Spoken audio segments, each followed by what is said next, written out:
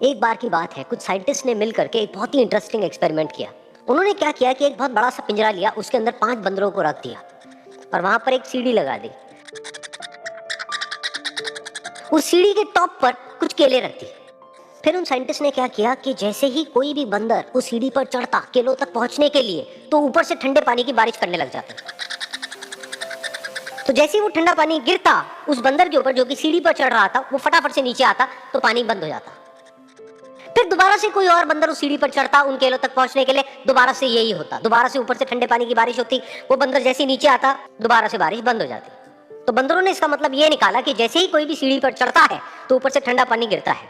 फिर उसके बाद में जैसे ही कोई भी बंदर उस सीढ़ी पर चढ़ने की कोशिश भी करता तो बाकी के बंदर सब इकट्ठे होकर के उसको पकड़ते, उसको मारते, उसको पीटते और उसको नीचे गिरा देते।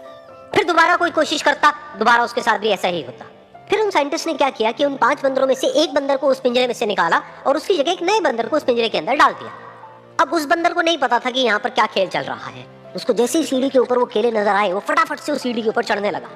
अब की बार साइंटिस्ट ने कोई बारिश नहीं करी, लेकिन फिर भी जो बाकी के बंदर थे उन्होंने इसको पकड़ा, सीढ़ी से नीचे उतारा और मारते पीटने लग गए। इस बंदर को समझ नहीं आया कि मेरे को क्यों मारा जा रहा है, तो उसने दोबारा कोशिश करी। जैसे उसने दोबारा कोशिश करी, दोबारा से उन 4 बंदरों ने वही किया। तो अब इस नए बंदर के दिमाग में क्या बैठ गया कि सीढ़ी पर चढ़ना मना है, अगर सीढ़ी पर चढ़ते हैं तो मार पड़ती है। उस सीढ़ी पर चढ़ना क्यों मना है और क्यों मार पड़ती है वो उसको नहीं पता था, बट उसके दिमाग में ये बैठ गया कि इस सीढ़ी पर नहीं चढ़ना है, ना किसी को चढ़ने देना है।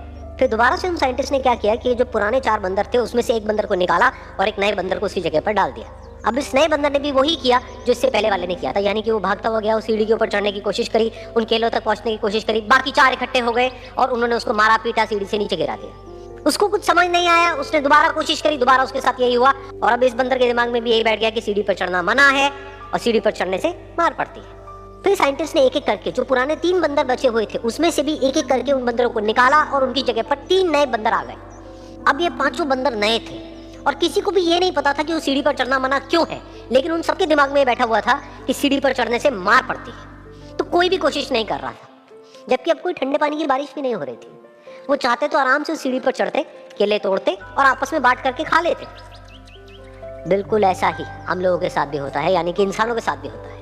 हजारों साल पहले कोई प्रथा बनी होती है, कोई रीति रिवाज होता है जिसके पीछे कोई ना कोई वजह होती है, लेकिन वो वजह खत्म होने के बाद भी वो प्रथा चलती रहती है, वो रीति रिवाज चलते ही रहते हैं। किसी में इतनी हिम्मत नहीं होती है ये पूछने की कि हम क्या कर रहे हैं, क्यों कर रहे हैं, बस सबको ये पता होता है कि ऐसा ही होता है। तो वो एक्सपेरिमेंट जिसके बारे में अभी मैंने आप लोगों को बताया, यानी कि वो बंदरों का एक्सपेरिमेंट, उसमें तो बेचारे बंदर हैं, जानवर हैं, उनको नहीं पता है कि क्वेश्चन कैसे पूछते हैं। लेकिन अगर हम इंसान होने के बावजूद भी क्वेश्चन ना करें तो हमारे में और जानवरों में क्या फर्क है, सोचिए।